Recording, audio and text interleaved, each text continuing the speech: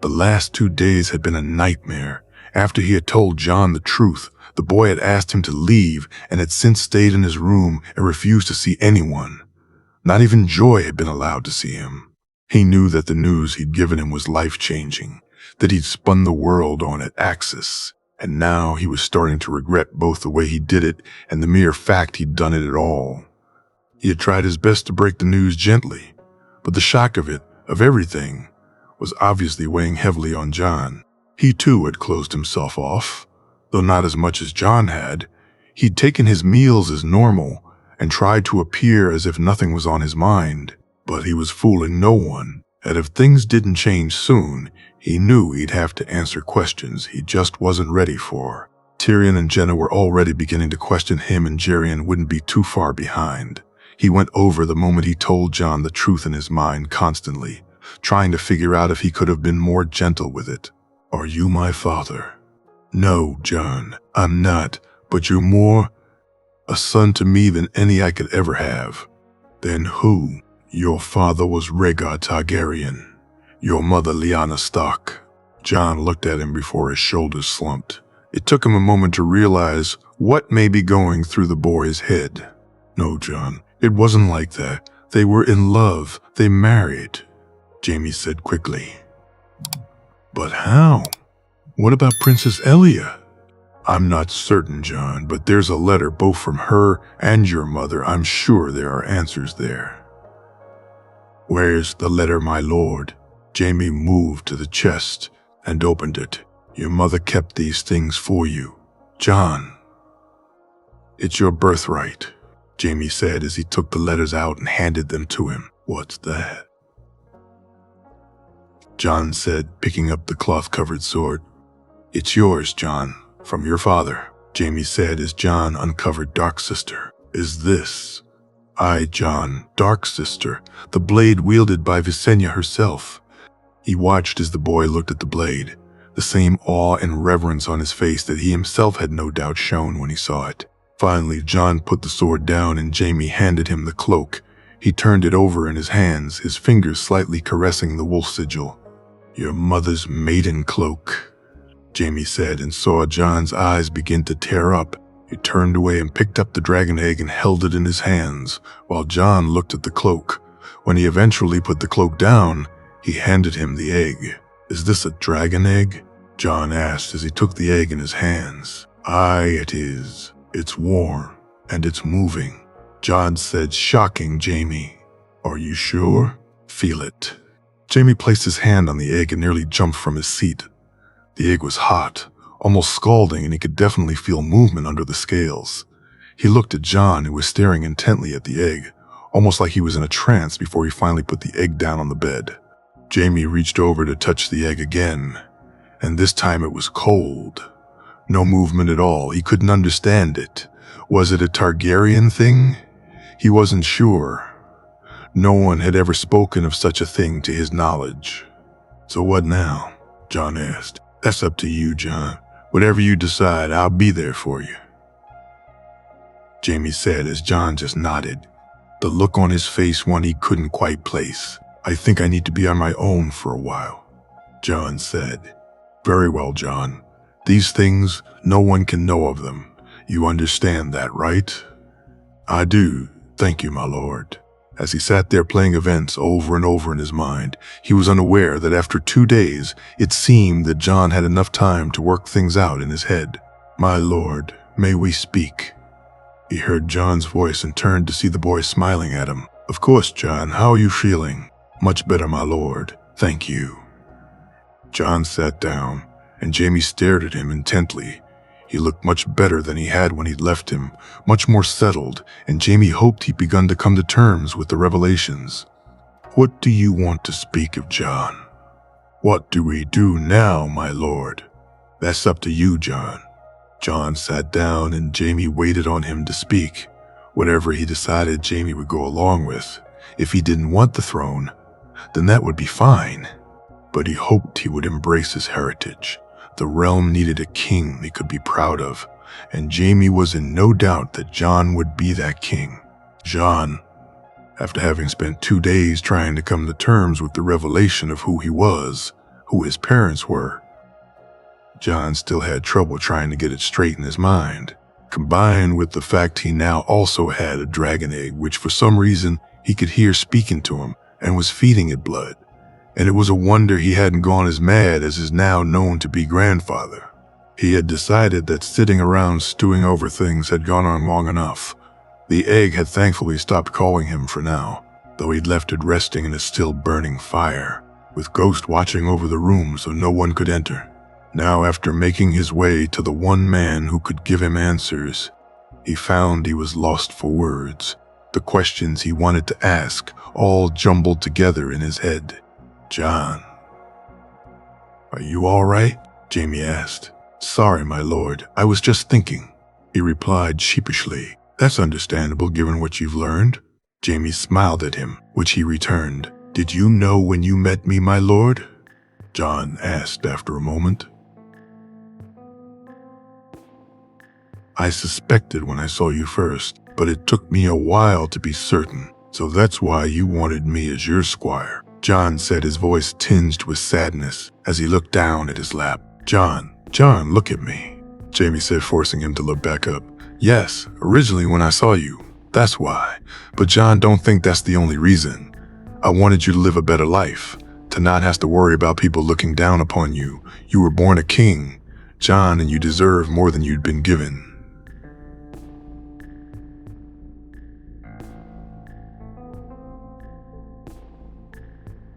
"But if I hadn't been, then it wouldn't have mattered, would it?" "Honestly, I don't know. But what I can say is the more time I spent with you, the more we sparred, talked, and japed together, the less it became about the king and the more it became about it being you."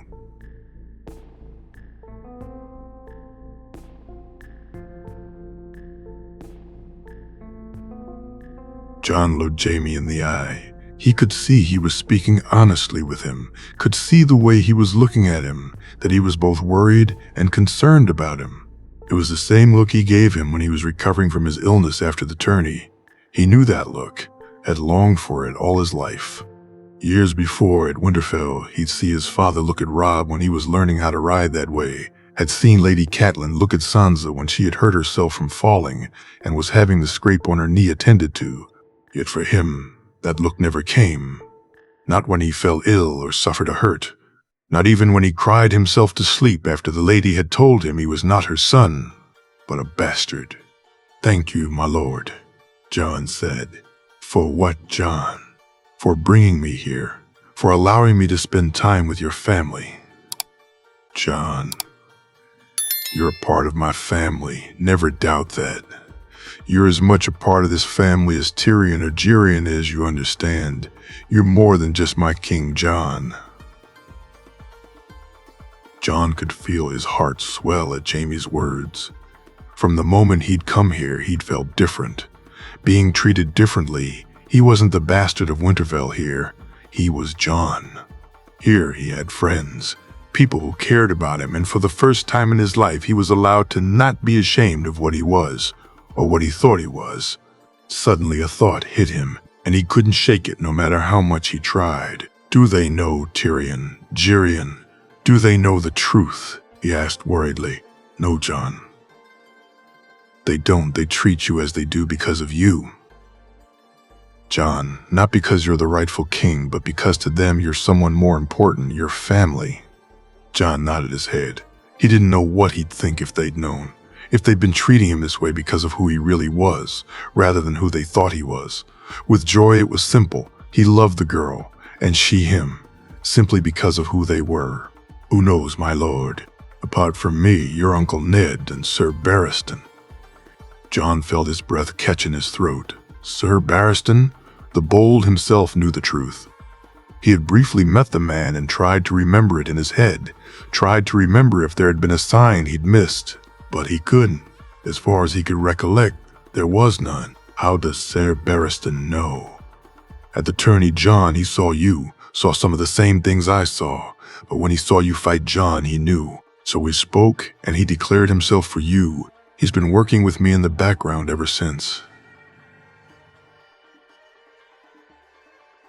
Jamie said as he looked to him. "Declared himself for me." John said, his shock clear. Aye, both he and I are the first to declare for Jaehaerys Targaryen the third of his name.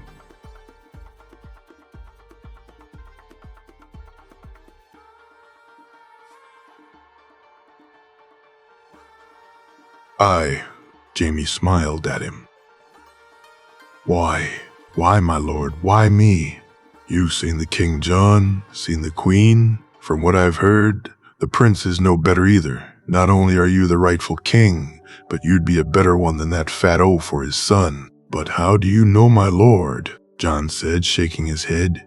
John, do you know that the king borrowed 1,000,000 gold dragons from my father? Despite being left a full treasury, he managed to waste it all on tourneys and fine wines, feasts and whores. This is the king we have on the throne, John. This is the man who stole your birthright. But how do you know I'd be any better? John, look what you've done here already. Look at my niece, my nephews, what you did at Castamere with the ships, the trade deal with the North. That was all you.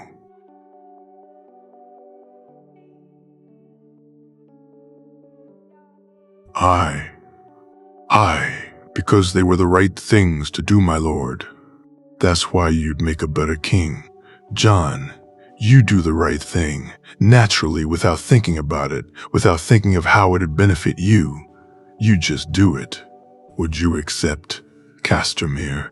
No, Castamere belongs to Geryon and Joy after him, John said loudly, horrified by the notion. You see, who else would do that? For what you've done, giving you lordship of Castamere would be a small price to pay, yet you wouldn't accept it, not just now because you know Joy would get it, but had I offered it to you, you'd have told me to keep it. You didn't do what you did for a reward, John. That's what a true king should be like. John sat there trying to take in what Jaime was saying. Was it true? A king should try to make the lives of his subjects better, and John knew, should he ever be in a position to do so, it would be his first priority. But was that enough? Surely there was more to it than that. So it's just you, Barristan, and my uncle then, no one else. As far as I know, John, that's it. The Tyrells. What? No, why would you, John? They're your friends because of you. John, trust me, if the Tyrells knew of you, they'd be looking to make an alliance immediately. So Laura's being sent here isn't that then? He looked at Jaime, who for a moment seemed deep in thought. Why, that conniving old witch.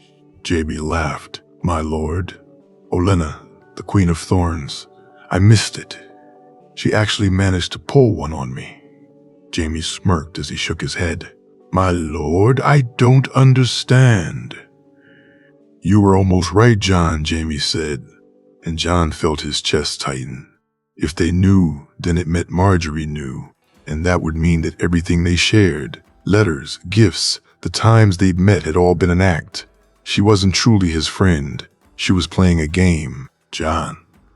They don't know, all right, Jaime added when he saw the look in John's face. But Loras, my lord? John. Loras was sent because Olenna wants to find out about what we're doing. Probably about you two, not because they know or even suspect the truth, but because of what we're doing in the West. What you've done, John. You've made waves, Jaime said proudly. John nodded his head as he breathed a sigh of relief. The thoughts that Marjorie didn't see him as a friend had luckily only been brief. John didn't dare think how he'd have felt if it had been the truth. My lord, what do we do now? John asked. As I said, John, that's up to you. Do you want it? The throne, your birthright? I do. My lord, it's what my mother wanted for me, what my father wanted, and I want it, my lord. I want to be king. Geryon. He looked out at the ship as it was being prepared. The whole family would be traveling on it, and even though he had no desire to go to King's Landing, the thoughts of them all going made the trip seem worthwhile. He knew how much Joy would love sailing, especially on this ship, as he'd been stunned to see just how luxurious their cabins were. When he'd come to see the ship close up for the first time, he'd been amazed. It dwarfed the largest of their ships considerably, and yet somehow it could still manage to dock just as easily as a much smaller ship. The captain had tried to explain it to him, but he drifted off, the man speaking of things he knew not, nor cared not to find out about. Instead, Jerian had been much more interested to see the ship in action, to see how it glided across the water, to feel how steady the deck was as you walked on it. When he'd gone down to see the cabins, he'd been amazed by their quality. There was a large dorm-style segment for crew and a number of cabins for the officers, all of which were of much better quality than paying cabins he'd used before. The guest cabins, though, were something else, each of them as large as 3 normal cabins, fitted out with a comfortable bed, a desk, space to store your things, and a place to wash up. All in all, the trip to King's Landing would be very comfortable. Quick, too, if Kevin was right. These ships moving almost twice or sometime 3 times the speed of one of their smaller ships. How John had come up with a design for such a masterpiece of shipcraft was beyond him. But the boy's achievements should no longer really surprise him, given Castamere alone. Thinking of John made him worry for the lad. He'd not been himself since he'd arrived back from Castamere. Even seeing him with joy seemed off somewhat. He'd spoken to Tyrion and Jenna about it, and between them had resolved to make sure that on the journey to King's Landing, they'd find out just exactly what was going on with the boy. "My lord, everything's in order, I trust."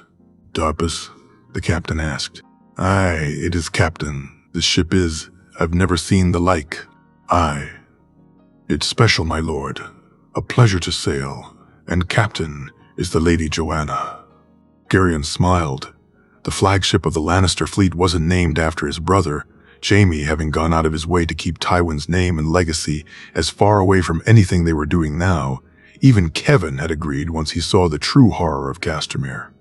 So the 5 pinnacles of the Lannister fleet had been named instead. The Lion's Mane, the Lion's Roar, the Lion's Tail, the Lion's Bite, and the Lady Joanna and Jerion couldn't help but smirk at Kevin's naming process. "Uncle, the next one is to be named after my mother. You can have another lion later," Jaime said exasperatedly. "Of course, my lord. I'll ensure the last one is more suited for family, as is befitting the flagship itself." Having checked the ship thoroughly, Gerion disembarked and walked to the tavern that Tyrion owned.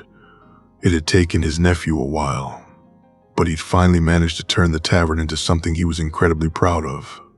Now, every time they were in Lannisport, it was here they'd go for a meal or a drink rather than stop off at Kevin's residence. His brother had begun work on his seat, and it would be incredibly impressive, looking out into the bay itself. The castle he was building was huge and would take many years to complete. But he knew that for Kevin, just like him, with Castamere, he wasn't building it for himself. Until then, his brother had stayed in the large residence they owned when in town, which he was more often than not now, although now with the fleet he did sail a fair bit also. "My lord," the serving girl said as he walked into the tavern. "The usual, Karen," he said, and sat down.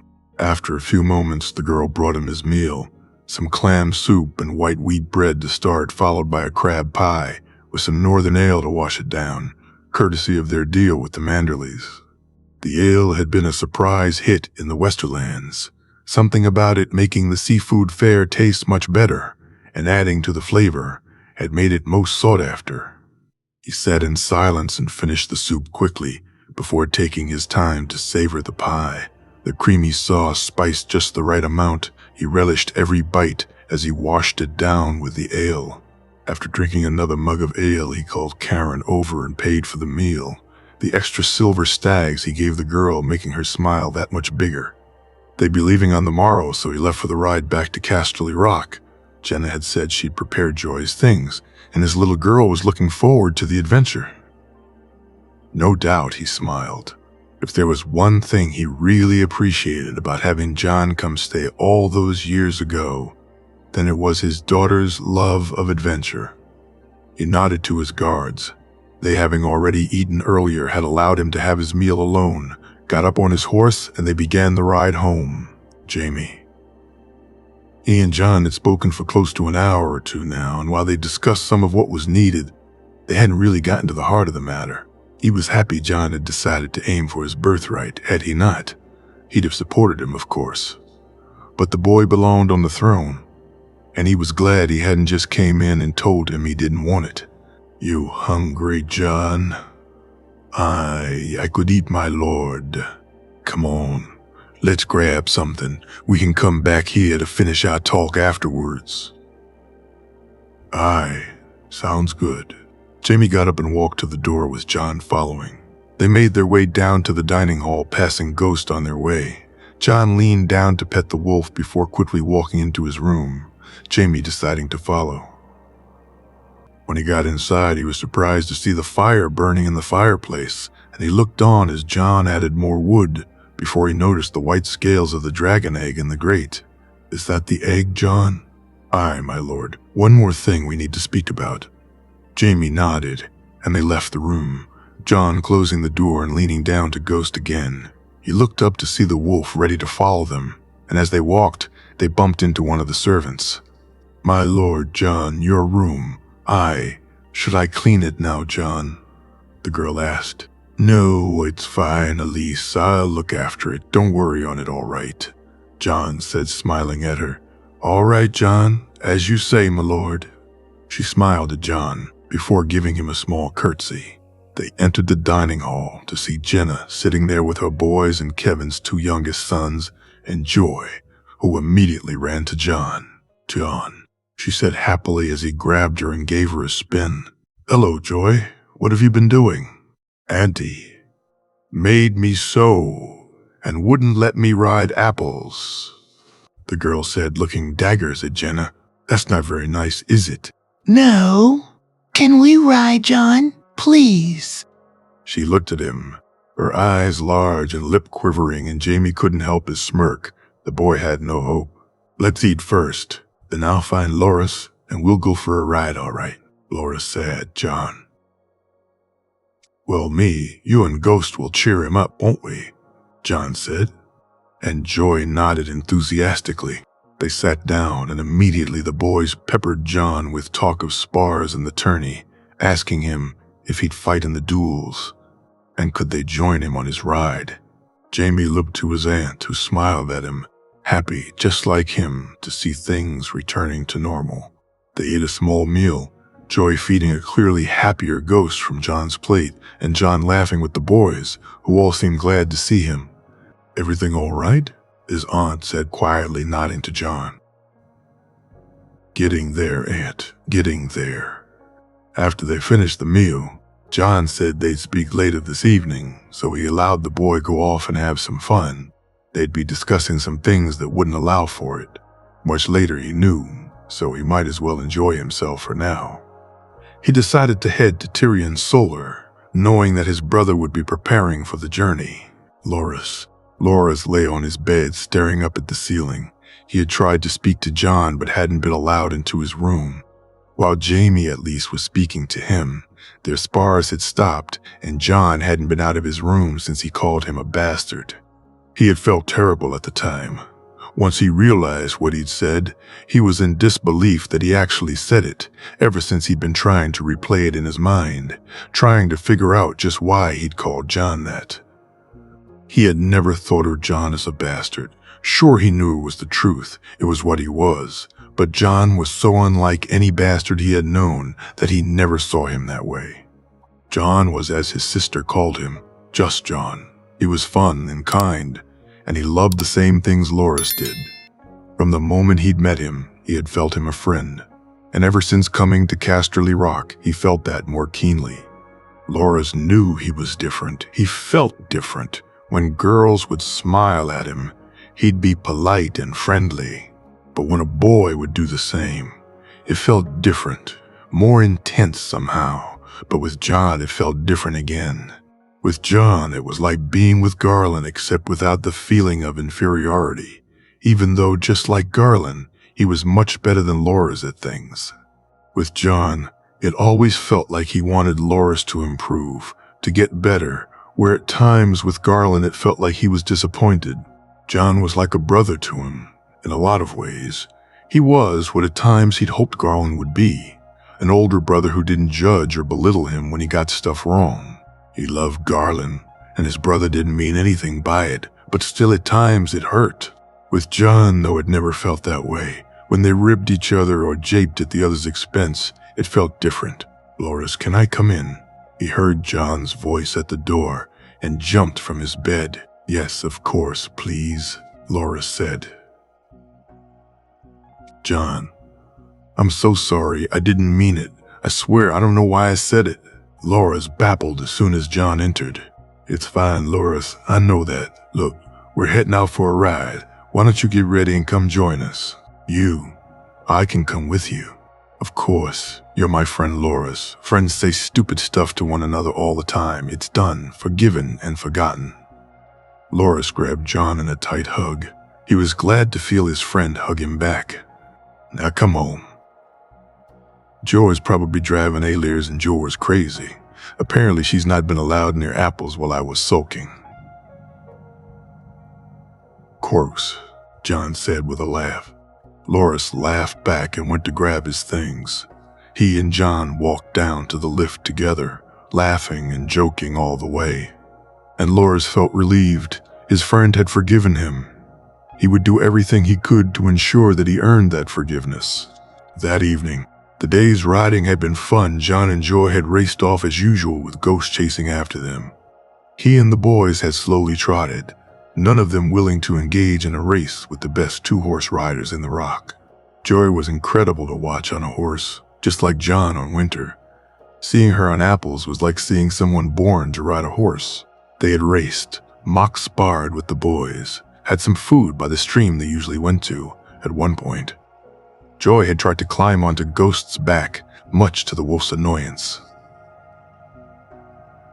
Finally, they had come back to the Rock. They had laughed and jeeped, and he could see even the older Lannisters seemed happy to have John back amongst them.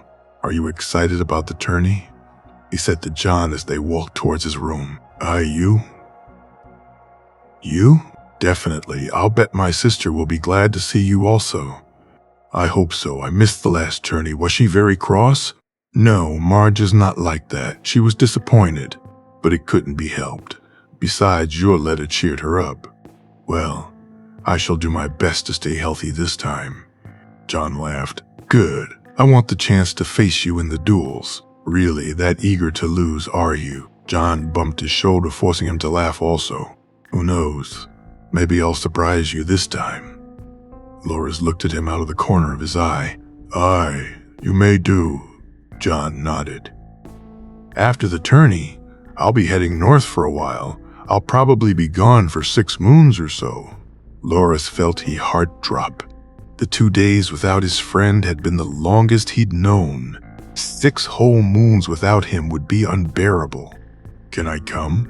he asked, his voice quiet. "You want to?" John asked, looking him in the eye. "Aye, what are friends for?" Loris smiled. "I'd love for you to come, if you're sure it's what you want." "Aye, we'll have fun traveling besides. I've never seen the North." Loris felt excited for the journey as he lay in his bed that night. First the tourney and then a trip to see John's home. It would be an adventure, and he was glad he'd asked to go. The look on John's face had made it worthwhile. After the look he put there calling his friend that word, he had resolved never to even think it, let alone say it again. Seeing the look on John's face when he asked to join him was priceless. John didn't realize just how much he needed to spend the day with everyone, just enjoying himself until he did it. Riding with Joy, playing with the boys, speaking to Loris, all of it made him feel so much better. He stoked the fire and put more wood on it, the egg covered in the flames. When he was certain the fire would hold, he walked down to Jamie's rooms. He had read Joy her bedtime story and kissed her goodnight, and the smile she gave him when he left the room made him feel much better. Nodding to Aliers, who seemed glad to see him walking around and was now heading off to his own quarters, John walked down the corridor, and when he arrived at Jamie's, he knocked before entering. Jamie was sitting at his desk waiting apparently, and John took a seat and got ready to begin. All day he'd gone over what they'd discussed when he came back, and it kept coming back to one thing. what had happened that day in the Red Keep.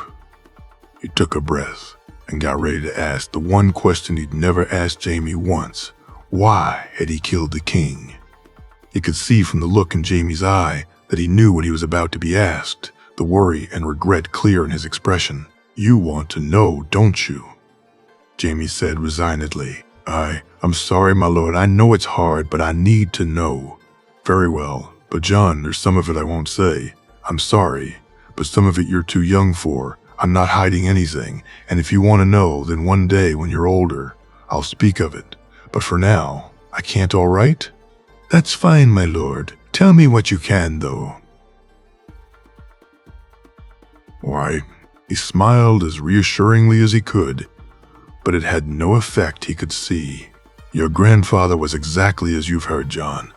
He was cruel and violent, and as the days went on, it was clear he was losing his mind. The Mad King was the moniker he was given, and it was an apt one. After Dusk and Dale, it got worse. He grew paranoid, thinking everywhere there were people out to get him, to overthrow him, or just plain plotting against him. He blamed my father mostly, never really forgave him for it. So from then on, the relationship between them was strained. My father had wanted Cersei to marry Rhaegar. You see, and your grandfather threw it in his face. I won't marry a prince to a servant's daughter. Your grandfather said, and my father, I believe, never forgave him for that. When I was named Kingsguard, it was the second proudest day of my life, Jon. It was only later did I realize it was not an honor, but a slight to my father, the final one he'd accept as he resigned and went back to the Rock. Jaime stopped for a moment and took a large swallow from his mug, which he refilled with water before looking at Jon and nodding his head and continuing. When the rebellion started, your father was nowhere to be found. We know now why that was. But Aerys, Jon, Aerys saw betrayal everywhere. He ordered Sir Gerald to find him and bring him to him and refused to allow Elia and the children to leave, believing he needed them as hostages. Your father soon arrived, and I begged to be allowed. Join him in battle. I pleaded with him. Jon, but he refused. Aerys had never seen me as a Kingsguard. You see, to him I was a hostage too, used to ensure my father's complicity. The last words your father ever spoke to me was to tell me to keep his family safe, to protect them until he returned, that things would change when he did so, and I failed him. Jon jumped from his chair as Jaime began to sob. He rushed behind the table and threw his arms around the man. When he had broken down, it was Jaime who had comforted him, and Jon did his best to do the same. You didn't fail them all, my lord. I'm here. I know the truth thanks to you, Jon said. I refused to let go of the crying man. It took a few moments for the tears to stop, for Jaime to stop shaking. Jon never let go, though, and only when Jaime nodded to him did he move away. We don't need to discuss any more. My lord, we've spoken enough, Jon said. No, Jon, I need to tell you what happened. You need to know. If you're sure, my lord, I am. Jon moved back to his seat and sat down and waited for Jaime to continue. When news hit the Red Keep of the Trident and your father's death, Aerys ordered the gates closed and preparations to be ready for the siege. He also ordered his new hand, Rosart, to make sure the surprise was ready. When my father arrived at the gate, Varys advised your grandfather to not allow him to enter. Pycelle, that toad, advised he should trust my father, which he did much to his regret. My father's men sacked the city, and when your grandfather realized what had happened, he ordered me to bring him his head. He ordered Rosart to light the Wildfire and shouted that he would burn them all. Wildfire, my lord? Jon asked. Aye, he had planted it all through the city. One spark would be enough to set it off. He'd kill all his enemies and like a true dragon rise from the flames, or so he believed. But the people, surely he realized that he'd kill all the people, my lord. Jon, he was beyond mad at that point. He didn't care. I can still hear him saying it. Burn them all, burn them all. I couldn't let it happen. I I had no choice. You must believe me, John, please. You must believe me. Jamie, it's fine.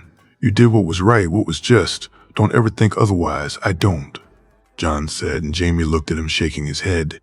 I broke my oath, John. My oath to your family. I was supposed to protect the king. Instead, I stabbed him in the back. Look at me, John said, and Jamie looked up at him. You did what was right, what honor demanded, and even if it didn't, you saved countless lives. You're a hero. Jamie, a hero. Don't ever let anyone tell you different. But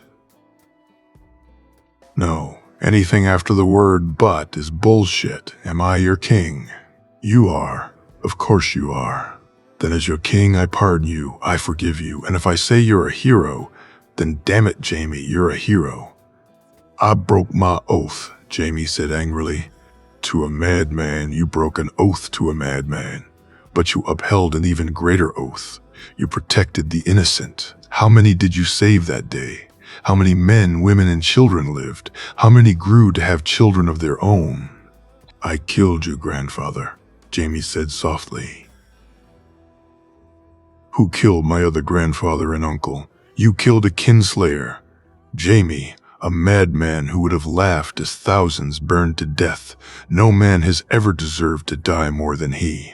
I didn't save them. Don't you get it? I didn't save them, Jamie cried loudly. Did you know what your father had planned? No, of course not, Jamie's anger clear in his voice. Then you thought you had saved them, Jamie. Look at me. Jamie looked up at him. It wasn't your fault, you hear me? It wasn't your fault. John watched as the tears fell from Jamie's face. It took a few moments, but finally he nodded at him, and John nodded back. Jamie got up from his seat and walked into the other room. He was gone for some time. John sat there on the chair thinking over what he'd been told. It had never sat right with him. That the man he knew as Jamie Lannister was the same man people called Oathbreaker and Kingslayer. The Jamie he knew was honorable. He realized that very early on, so him breaking an oath didn't make sense. He had heard his father.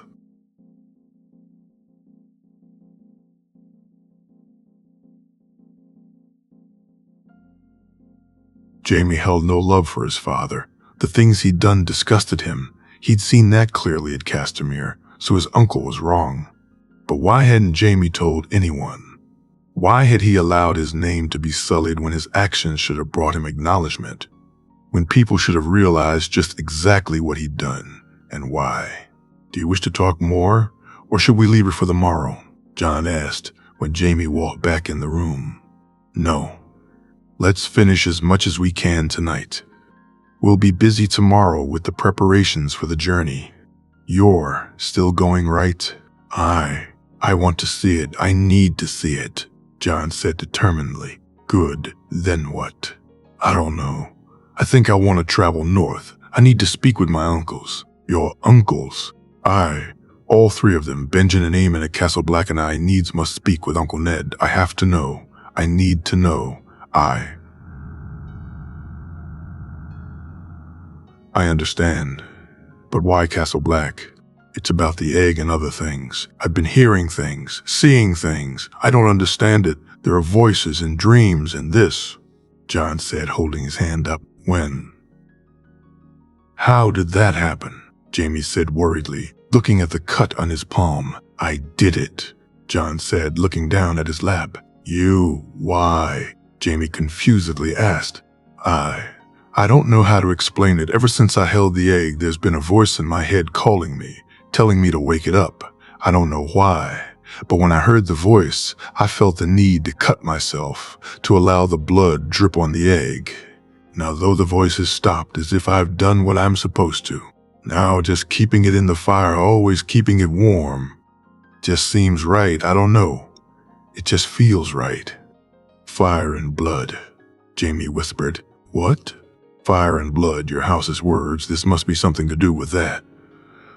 That's why I need to speak with Eamon. He's the only family I've got that would know. That and my mother's letter told me to talk to him, that I need to talk with him. All right, Well, what if we take the ship north after the tourney? We could sail to Eastwatch and go to Castle Black from there. Aye, we could do that. I need to speak to Benjen too. We could travel to Winterfell afterwards. John, are you sure that's what you want? Are you really ready for that? Jaime asked concernedly. I need to. My lord, there are things only my uncle would know.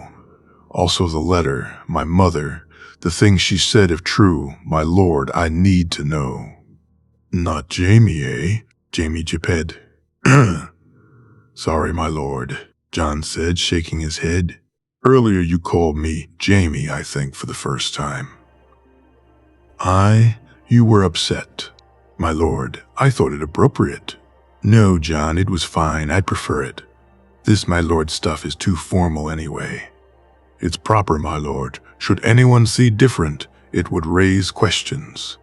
Jon watched as Jaime nodded in agreement. At some point the dynamic between them would shift. It had probably already started too, but until Jon was crowned, Jaime was a lord, and he was just a squire. Very well, for now we'll keep it as it is. But you're my King Jon. At some point we're going to have to address what that means. I know, my lord. We can discuss it more as we go on. As you wish, your grace, Jaime said with a smirk. Careful. I can order you about now, you know, Jon said, and they both laughed. Aye, you can anyway. Is there anything else, or is that it? Jaime asked. We need to tell them, my lord, soon. I know, Jon. I wanted to tell them for a long time, Jaime sighed. Why didn't you? Why didn't you? I needed to tell you first, before anyone else. It had to be you knowing first. Jon smiled at that. He was glad that no one else knew just yet. What they'd feel about the news when they heard it worried him a little. Would it change how they thought of him, how they acted around him? Would he go from being Jon to being J. Harry's in their minds? He hoped not. He hoped they'd see him the same as they did now, that they accepted him just as they had when he'd arrived. But he worried all the same. It'll be fine, Jon. They'll take it well. What if they don't? Then we'll figure things out, Jaime said. And Jon nodded in agreement. We should wait to tell them until we come back from the north, Jon said determinedly. Aye. I think that's for the best, so we're agreed. We'll go north after the tourney? Aye, Jon replied. What about Loras? Jaime asked. We're good, my lord. We've spoken. All is well. He wishes to come north with us. Fine, if that's what you want. It's getting late and we have an early move to make on the morrow. Let's get some rest. Aye. I think you're right, my lord, Jon said as he got up from his seat. He walked to the door only for Jaime to call him back. My lord? He watched unstunned as Jaime took out his sword and knelt on the ground.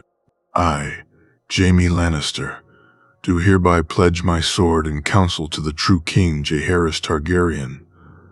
The third of his name, I shall shield his back, smite down his enemies, do his bidding and follow no orders but his. This I swear from this day to my last. Jon felt his heart soar. His lord, his friend, his mentor had sworn to him. To a boy raised as a bastard, the greatest knight in Westeros had sworn his blade to him. I vow that you shall always have a place at my hearth, and meat and mead at my table. I pledge to ask no service of you that might bring you into dishonor. I swear it by the old gods and the new. Arise, my lord. Your king welcomes your service and will always value your counsel. Jaime stood back up and Jon grabbed him in a hug. Jaime. They broke their fast early the next morn, Joy barely awake as they ate. She actually fell asleep in Jon's arms at the table, and Alessia needed to grab her to take her down to the waiting carriage. He had sent a raven to their property in King's Landing to ready it for their arrival, also with a note for Vyler to ensure the surprise was ready for Jon and Loras once they arrived. That morning during their spar, he had felt lighter than he had in a number of days. Jon, too, was back more to himself. The two had japed more, and he was happy to see, that while the news had changed some things between them, most still stayed the same. He watched on as their horses were loaded onto the ship. Winter and Honor would be coming with them, and Loris had asked to bring Bluebell too, so Jamie had agreed.